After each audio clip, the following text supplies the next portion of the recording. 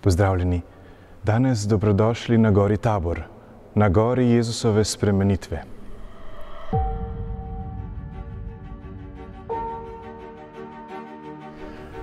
Zakaj sem vas želel v tej pripravi na obhajanje velike noči pozdraviti tudi iz gore Tabor, iz gore Jezusove spremenitve?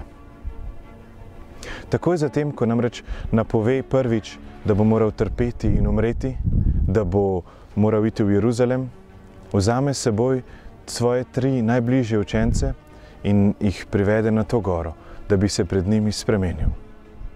Da bi pred njimi pokazal, kdo v resnici je, da bi se pokazal kot Bog, ki je v slavi, ki je sam življenje in ki daje življenje.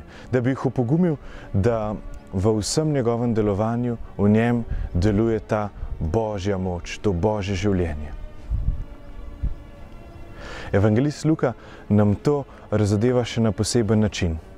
On pravi, da sta se tukaj prikazala tudi Mojzes in Elija v vsej veličastvu in sta govorila o njegovem izhodu, ki ga bo dopolnil v Jeruzalemu. V grščini pomeni dobesedno, da sta govorila o njegovem eksodusu, kar je za Jude takrat bila jasna referenca na izhod izraelskega ljudstva iz Egipta v svobodo. V to prečudovito, obljubljeno deželo, ki nas iz te gore še posebej nagovarja.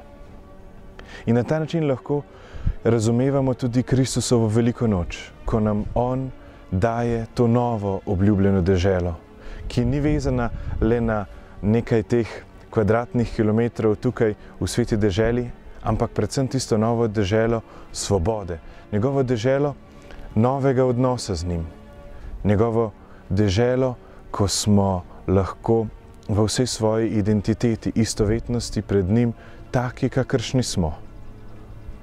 Ne v strahu, temveč v občudovanju njega, ki je sam življenje, ki je sam slava, ki je on, ki presega vse, kar si moramo zamisliti. In to nas želi naučiti na tej gori Tabor, na gori Gospodovega spremenjenja.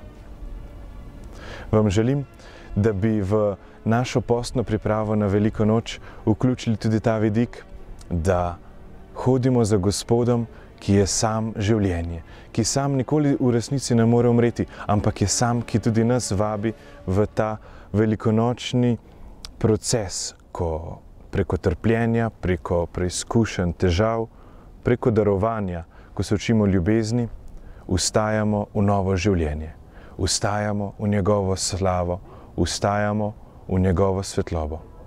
Kot se je sam spremenil, bo spremenil tudi nas, da mu bomo podobni, se ga bomo gledali, kakršen je.